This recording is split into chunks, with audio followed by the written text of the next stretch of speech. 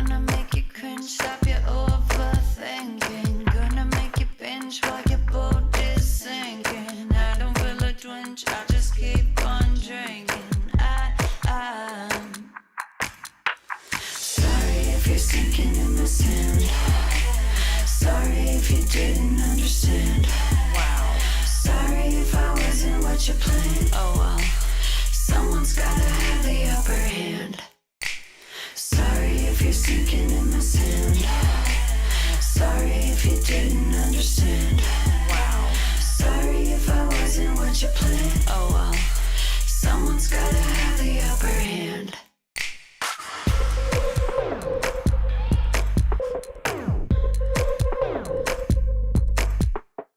What you gonna hold when the walls start caving? And because you thought that your heart don't break in. I know you're regretting your miscalculation.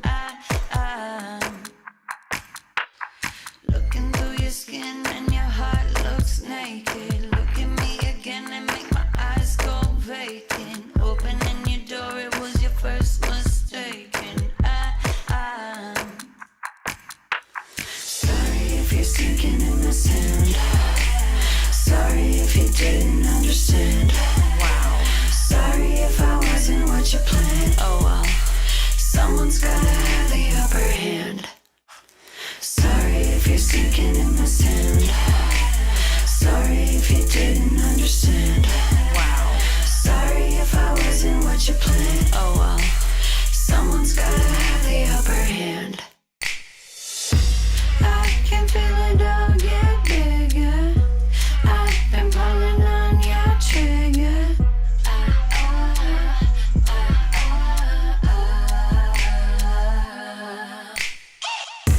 I can feel it all get bigger. I've been pulling on your trigger.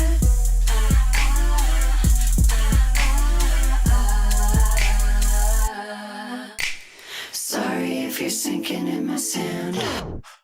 Sorry if you didn't understand. Wow. Sorry if I wasn't what you planned. Oh well. Someone's gotta have the upper hand. Sorry if you're sinking in the sand. Sorry if you didn't understand. Wow. Sorry if I wasn't what you planned. Oh well. Someone's gotta have the upper hand.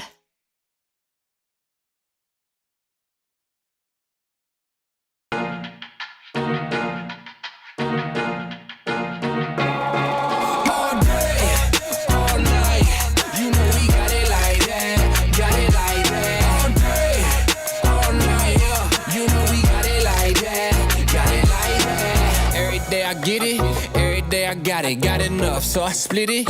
Everybody solid, worldwide, now I'm trending. I'm that hot topic, touchdown, now I'm winning.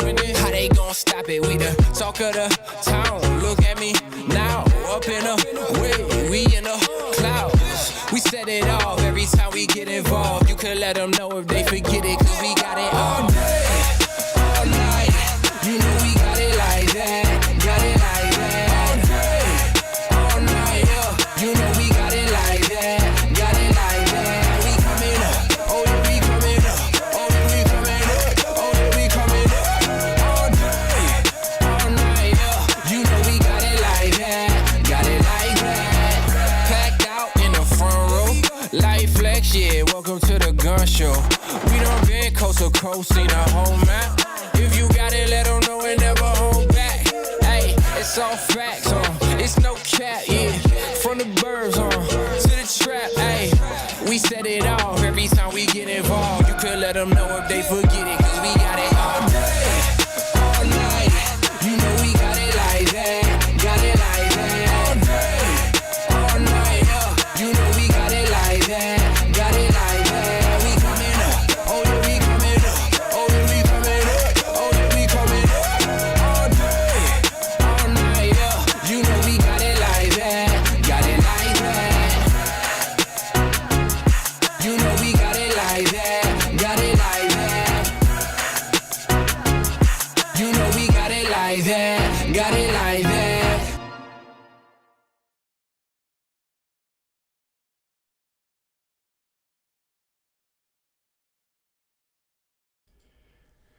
All right. Well, thank you everybody for joining. Really appreciate it. James, you're always a trooper. Thanks for showing up, buddy.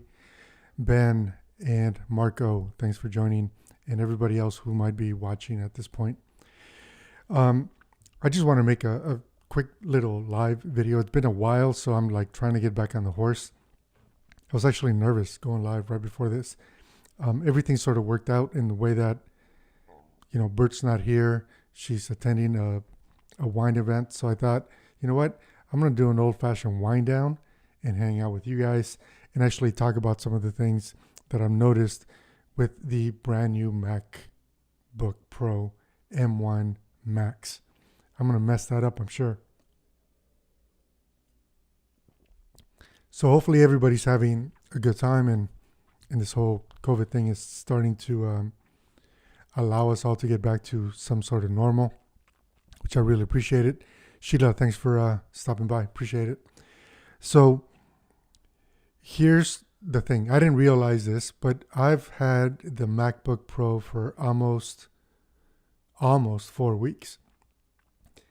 And I only opened it this past weekend. So like it's been sitting on a counter because work got in the way. And, that happens, right? I ordered it. I thought I was going to get it, in that first shipment, and I didn't get it until mid-November. So it sat there and really, what my expectation was, and actually this is true for every time I've ever bought a new Mac, a new computer, I've always hoped that whatever I'm doing became easier and faster. And I was willing on paying whatever it took to get me to that point. If I go back to the trash can days, when I bought it, my expectations were through the roof. I'm like, finally, a computer that's going to be able to handle 4K. Lo and behold, 4K when it's super highly compressed in H.264 from Sony cameras or from Canon cameras, the trash can did okay, but it wasn't such a gigantic difference, right? So that just left a bad taste in my mouth. And the truth is that every time I bought a new Mac, and I jump on board, right? You guys know me by now. I jump head first. Every time I buy a new Mac, I kind of go all in. So my last MacBook Pro was completely maxed out, and it chokes on our 3D files, which happens to be what I work on exclusively at this point. Not to mention our 5 files that are in H.265. H.265 anything, just about any computer that I own at this point, essentially chokes. I haven't tried the MacBook Pro, the new one, M1 Max version, which I'll get to that in a second here. But here's the short of it. Last night, I was talking to one of my buddies, and he just flat out asked me, because we're all running into that whole end of the year thing where if we have some disposable income and we could acquire an asset, it benefits us to go ahead and make that purchase because then we don't have to pay taxes on the income. And I'm not giving anybody tax advice, just so we're clear. Talk to your accountant, talk to your CPA or whoever does your taxes, and then sort out how that might work for you. But I know for me, if I buy equipment, then basically I can deduct the majority of that from the earned income that I accumulated over the year. So I end up paying slightly less in taxes. So in that scenario, my friend's in the same scenario, and he said, I just need to know, can the new MacBook Pro that is completely maxed out, and I basically maxed everything out except for storage. The only thing I didn't max out on mine is the actual storage. So I got 4 terabytes of SSD. I did not go with 8. So everything else is, I got the most out of what I could get. And here it is. So it's trying to get this glare out. It's the Mac Pro. And it's a nice machine. I'm not going to lie. It's a nice machine. But going back to answering that question, can it handle 8K RAW? And I realize that there have been a lot of YouTube videos out there. And I'm just going to tell you from my personal experience, when I shoot 8K RAW on a RED camera, I am not shooting 7:1, 8:1. I'm shooting the lowest possible compression that I can get so I can maximize everything out of that sensor. So if my findings are different than what you've seen in other YouTube videos, then understand that I'm comparing it to the files and the way that I shoot. So don't be disappointed. And let's just, I told you guys Bert was not here. She's calling. Hey, honey, I'm doing a YouTube live.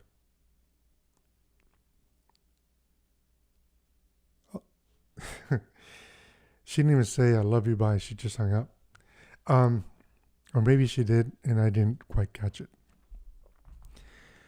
So here's the thing. When I'm catching at 4:1 compression, 8K RAW from either Monstro or Helium,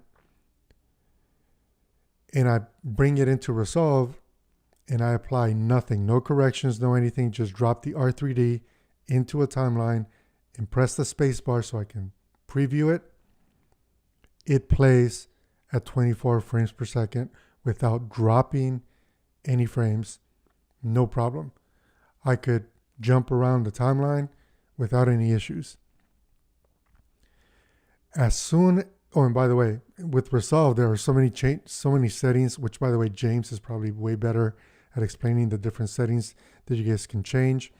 But one of the settings that I adjusted was use my integrated graphics or the graphics on the M1 machine to both debayer and, I'm going to mess this up, debayer and decompress the RAW.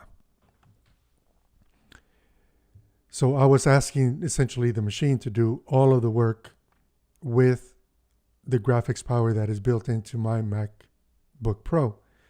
And again, as I mentioned, if I do nothing, just drop the clip in there and allow the timeline to resolve it to Rec 709 color space, it plays it without any issues. I can skim through it without any problems 10 out of 10 times.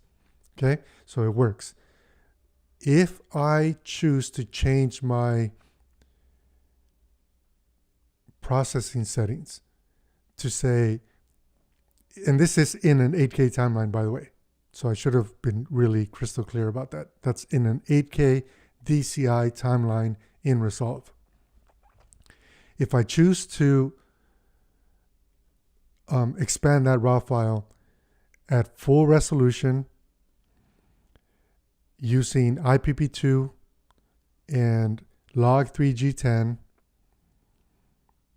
and then I apply a Log3G10 IPP2 to Rec 709 LUT on top of it,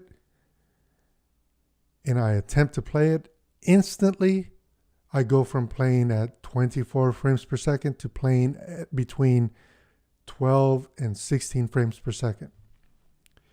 So one correction on a very low compression RAW, asking Resolve to use 16-bit color in an 8K DCI timeline where the graphics are doing both the decompression and the debayering, or demosaicing if you'd rather call it that, my MacBook Pro goes to essentially to half of the processing that, or half of the real-time playback that we got. I can jump around the timeline without any issues, but I cannot play back in full resolution on my MacBook Pro.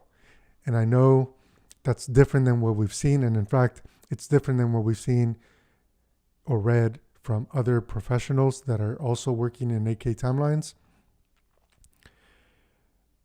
But what I never got out of their comments is, did they convert the R3D into ProRes, or were they working with native R3D? And then also, what was the compression ratio for that R3D file? So that's Resolve. In Premiere Pro, it's basically the exact same story. Premiere Pro has no problem playing back R3D with zero effects, zero anything, just real-time playback, skimming through the timeline. And I'm going to make a video about this later, but I just want to give you guys sort of my first impressions. But as soon as I drop in any kind of correction, whether it be an IPP2 LUT or a color space transform of any kind, my resolution or my playback, drops to roughly half in Premiere. And what's really crazy is that in Final Cut, not only can I play back R3D RAWs with that super low compression onto a Rec 20 timeline, Rec 2020 timeline, or Rec 709 timeline, 8K DCI timeline, and play it, but I could apply an effect and I can still get real-time playback.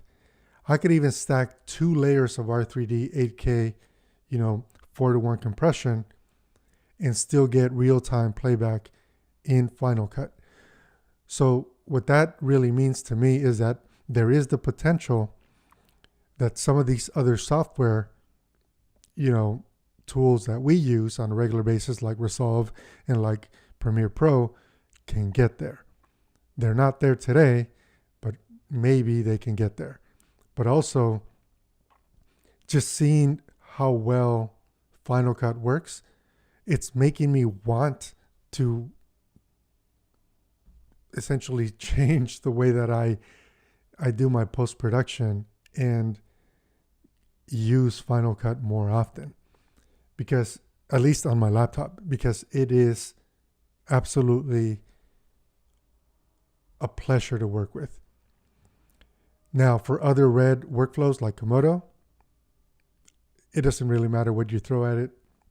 6K is not going to choke up the computer, or at least the MacBook Pro with M1 Max and 64 gigabytes of graphics. Of memory, rather. Graphics, memory, whatever. 6K is not an issue. 5K is not an issue. 4K is not an issue. 8K is an issue. And I think a lot of computers struggle with that. I haven't done any real exporting tests yet, but I am working on a commercial that I'm going to be exporting that I need to essentially turn in by tomorrow to a couple TV stations. So what I'll do is I'll copy that file or that project onto my notebook, and then we can begin to see sort of what some of the different rendering timelines are. I will also say that in Resolve, if I use the built-in denoiser, because there was a question about denoising. Let's see here. If I use denoising in Resolve, then I drop down, this is 8K timeline, 8K R3D, 4:1 compression, allowing the graphics in the computer to do both the decompression as well as the debayering. And I apply noise reduction. It doesn't matter what combination of noise reduction. Instantly, I can only play back at approximately 4 frames per second. So, there's a long way to go there. I haven't tried Neat Video yet. I'm suspecting there is a version of Neat Video that is supposed to be optimized for this M1 chip. So I'll try that and then, report back and let you guys know sort of where I'm at. So Henry, should you order the M1 Pro now or wait till the end of January? The truth is that if you don't need it, I probably wouldn't order it. If you need it, then why wait? You know, take the tax write-off, I guess would be my thing. Andrew, how much of a headache would it be to stitch in Final Cut? Honestly, it's not that big of a headache. I mean, it's really just a matter of any other plugins that you might use. So like, sometimes I need to blur something out in the scene, and I personally like the way Red Giant works better than just a blurred tool, right? Because I can literally create a gradient blur that looks a little bit more like I shot shallower than I might have.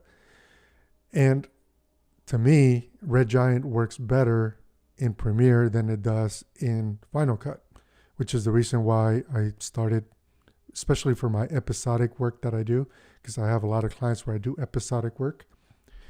I can set up a project and essentially just create a new timeline and allow all of my graphics and assets to follow along. It's just a much faster workflow. I guess I could do the same thing if I was copying a project in Final Cut and then just make adjustments from there. But anyway, that's why I started using Premiere. So as far as cutting, in some ways, cutting and assembly of a timeline are actually faster and easier in Final Cut than they are in Premiere. Premiere just has other tools, right? Like Premiere allow us to work as if we're in, say, Photoshop, where everything is a layer and we can make adjustments to any one layer and it automatically composites everything for us. In Premiere, it's a little bit more involved, in my opinion, to get that layer type of workflow, and it's not as convenient, I guess, for me, at my level maybe. So let's see.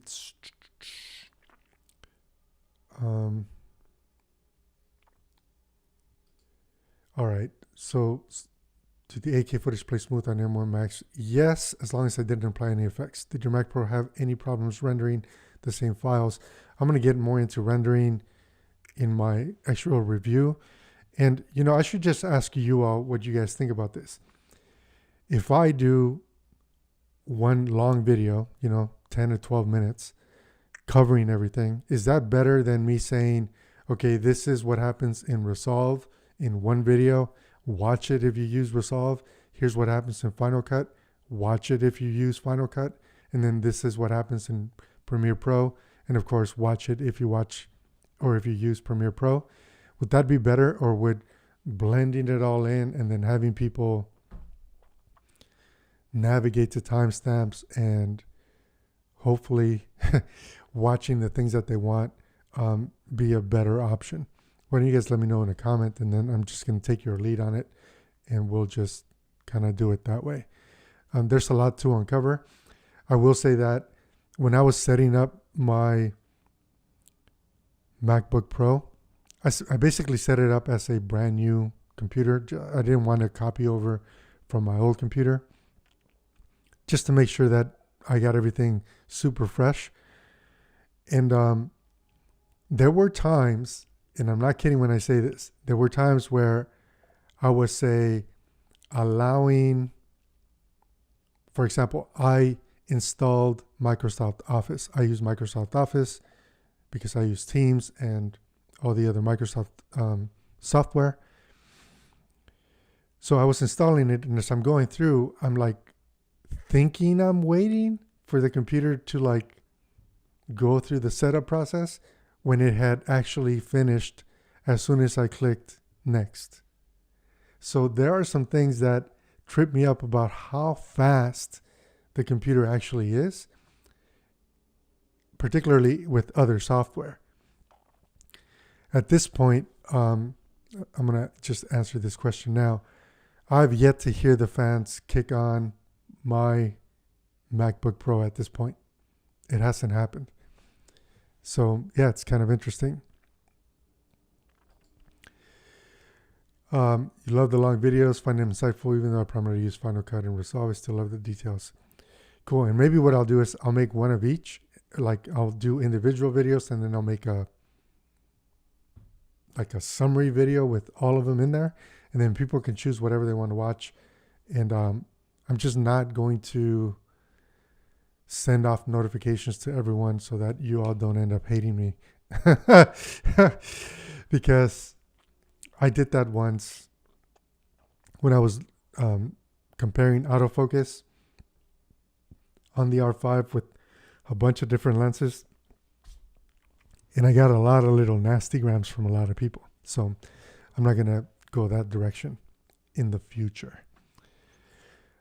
But yeah, overall, I think the MacBook Pro is actually easy to work with. It feels good. It feels a lot faster. It's more comparable to working with my Mac Pro. And really, it was just in my head wanting 8K R3Ds to be that good or to work that good in this little tiny powerhouse. But like I said, 6K, not even an issue. Not an issue. So if you're shooting 6K, obviously 5K or 4K or 1080, this computer will fly. If you're not doing a lot of heavy effects on 8K RAW, you're in good shape. And H.265, we're going to find out here very soon because I accidentally shot a whole project in H.265 on the R5.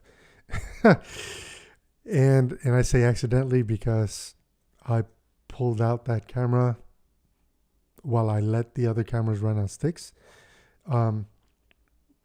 So yeah, that was totally my fault.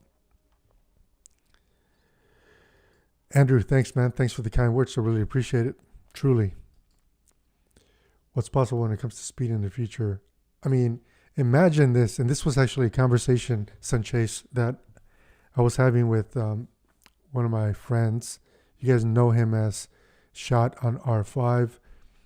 And he said, imagine if Apple took 4 of those M1 Max chips and stacked them and then put them in a Mac Pro body. What would that do? That would be nuts. And Apple can do it, right? Like, it's their hardware. It's their playground. They make the rules. Even if they stack 2 of those next to each other, like if they put 2 of those in, say, an iMac Pro, I'm buying it that day. No questions. Even with what I know now about my notebook. If they did more than that on a Mac Pro replacement, this Mac Pro would be gone in a heartbeat. And I would absolutely go in that direction. It just makes sense. And I realize that there are, computers on the Windows side that are phenomenal, like Armando's, for example. I think he has like a $10,000 computer and it just kicks ass.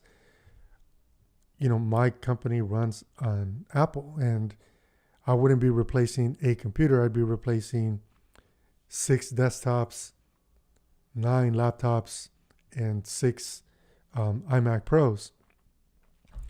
That's a lot of computers to replace instead of just one. So I'm like in that golden handcuff zone where I can't readily spend 10 grand per system and switch over to PC. I'm not there yet. So I'm too stingy. I wouldn't spend that kind of money. I guess is really the bottom line. Okay, so James, side question. Have you had a chance at the Raptor? If so, you came across any stitching issues that are being reported? James, that's an awesome question. I was actually going to make a video about that specifically. And you all know that I tend to talk a lot of smack, right? Like, I don't hide behind feelings or emotions, or whether I'm going to hurt somebody with whatever it is that I'm about to say. So on social media this week, I said something to the effect of people in their belly aching regarding this whole sensor stitching problem on Raptor. And I think, humbly, believe it or not, that issues like that can be avoided if you don't use what I would consider to be, I use the word much harsher than what I'm about to right now, garbage glass and garbage adapters. And what's interesting is that two people who are pros at a level much higher than I am, maybe a level that I won't ever reach, who knows, sort of agreed with what I said. They didn't agree with calling garbage glass garbage, right? But they did say that they have also noticed that the anomalies happen when you use cheap or garbage, or I use the S word, lens adapters. So a lot of people were calling me out. Somebody even called me an elitist. And I'm like, are you guys kidding? Like, or is he kidding? Whatever. Because I'm definitely not that. But I'm one of those people that firmly believes that if you're going to be the guy that spends $25,000 on the camera, you shouldn't put a $100 or $1,000 lens on it. I believe you should get the most out of the camera with the most that you might have in terms of budget. And if you can't afford good glass or a good adapter, you should rent it instead of use the super budget options. And you guys have heard me talk smack about Rokinon a lot. In this case, it's not really Rokinon, it's DZO film. Specifically, that adapter that they're using to go from EF to RF is really causing problems. And as a whole, lenses are designed to focus light, right? And adapters are supposed to do, basically get out of the way and allow that focus light to come through. And the reason why it's becoming a challenge to the couple of individuals that have the Raptor is because the adapters that they're choosing to use allow for light to skim the lens. And that's what's causing their anomalies in being able to see some of that sensor stitching. When someone uses a Canon RF lens or a native mount lens or an adapter by someone like Kippertie, for example, which happens to be the one that I use, you don't run into these problems. But also, these are not adapters that are sub $1,000, right? So not cutting corners and choosing the right tools that you put in front of this sensor are important. And that really is what I meant by my comments. And if they got taken out of context, I guess I'm sorry. But if you're on my crew and we're shooting with, say, 3 cameras and I only own 2 lenses, we're going to rent the third one and we're going to make sure that they all match so that none of us have any issues, because it's my reputation and your reputation, if you're coming on set with me, to make sure that we deliver the highest possible quality and what it is that they hired us for. And I'm just not the take shortcuts guy. So that's kind of all I want to say about that right now, James. And yeah, there are some adapters that are worse than others, no doubt. And if it has to do with the lens, if it has to do with batteries, or it has to do with media, I would not ever take shortcuts. Would I use a lavalier instead of a shotgun mic?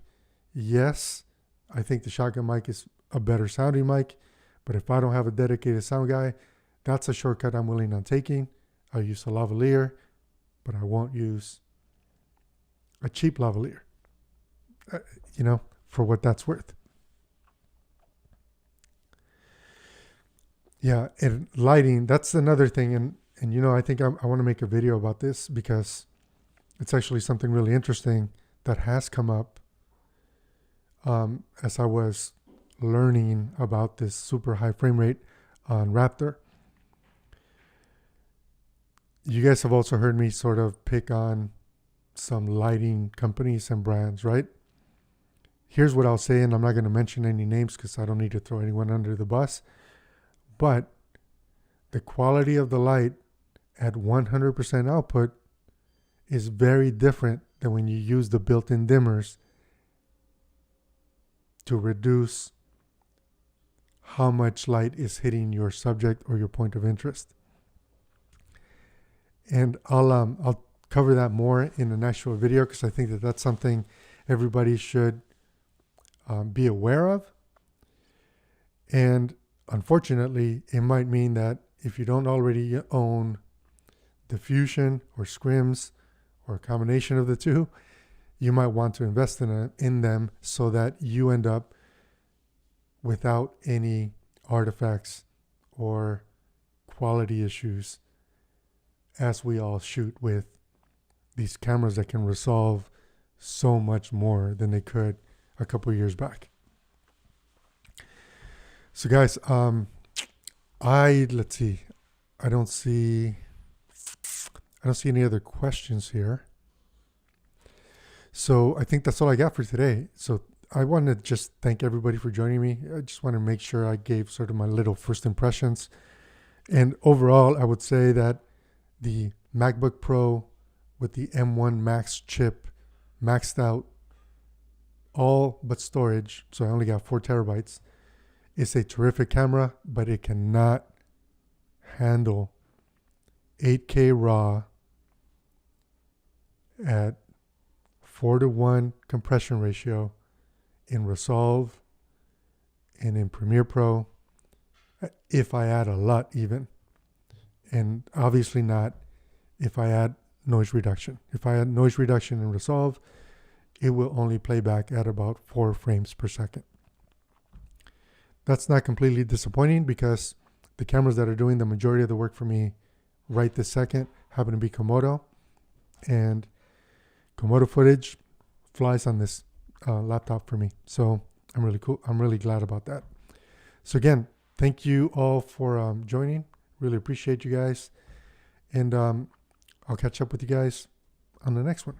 Until then, stay safe, stay well. If I don't talk to you guys before Christmas, which I have a feeling I will, Merry Christmas or Happy Holidays to those of you that don't celebrate Christmas.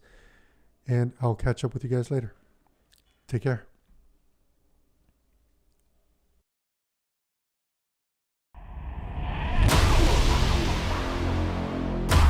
I take the whole city down with this. I take the whole city down with this. Wanna be down, wanna dash, wanna go fast, wanna be brave, wanna move like an assassin. Just to be frank, it's not for the faint of heart. And the only question left is, where do we start? I take the whole city down with this. I take the whole city down with this.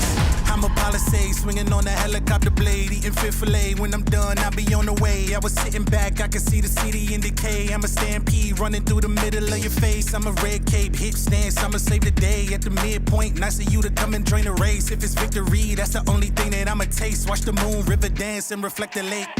Power is everything. The voice inside your head said that you can do anything. You start to feel the power building up in your ears ring. You feel the bravery and courage tugging your heartstrings. It's not over. You can see it, it's right there. It's getting closer. Your energy means enemies are getting colder. It's the night that we strike, be like cobras. Take a minute to power up, then it's over. Wanna be down, wanna dash, wanna go fast, wanna be brave, wanna move like an assassin. Just to be frank, it's not for the faint of heart. And the only question left is, where do we start? I take the whole city down with this. I take the whole city down with this. I take the whole city down with this. I take the whole city down with this. Yeah. Hey. I'ma get right in my bag. Why you gonna try to get mad? Everybody wanna keep up. Don't you know I move too fast? I'ma zip right past. Drip all on my swag. Why you tryna size me up? You don't wanna try your luck.